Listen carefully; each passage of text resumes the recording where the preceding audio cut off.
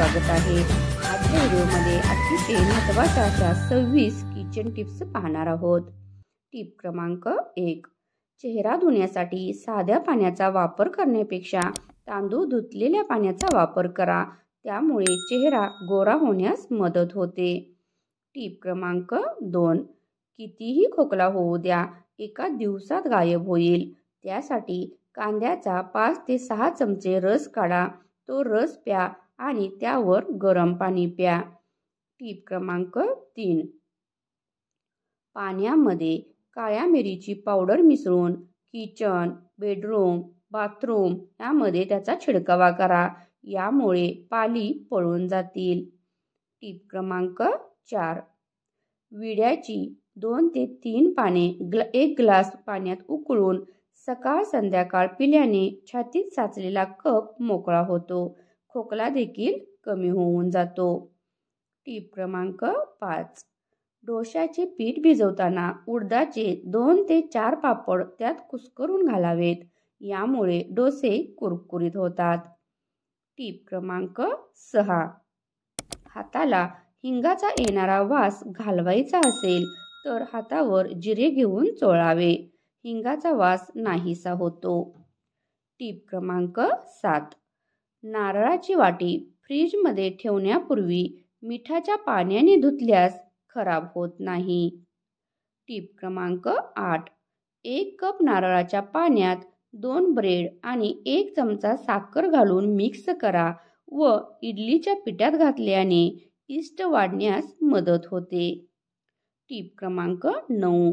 रोज तुम्ही चिंचेचे पाणी प्याल तर तुमचे रक्त शुद्ध होईल, तसेच शरीर स्लिम होईल आणि चेहऱ्यावर चमक येईल. टिप क्रमांक 10. टोमॅटोच्या देठाजवळ मेण लावून ठेवल्याने टोमॅटो जास्त दिवस ताजे राहतात. टिप क्रमांक 11. हिरव्या मिरच्या चमच्याने किंवा पकडीने हळूहळू ठेचाव्यात आणि मीठ टाकून उन्हात वाळवावे.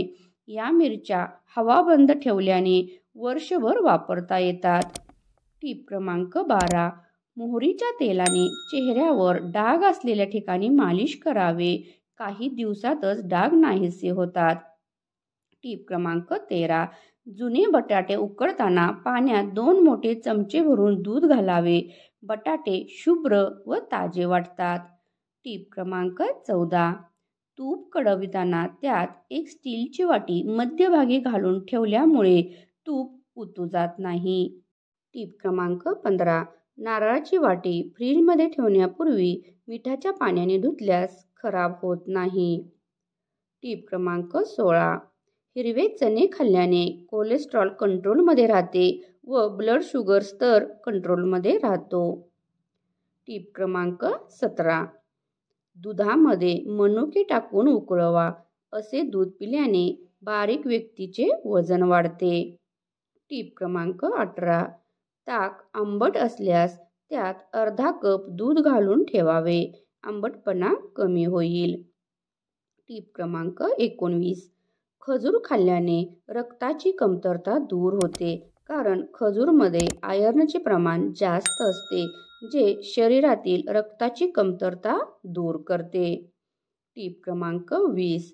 खपली गव्हाच्या पिठाची चपाती खाल्ल्याने कफची समस्या दूर होते, कारण त्यामध्ये फायबर असते जे पचनमध्ये मदत करते व कफची समस्या दूर करते.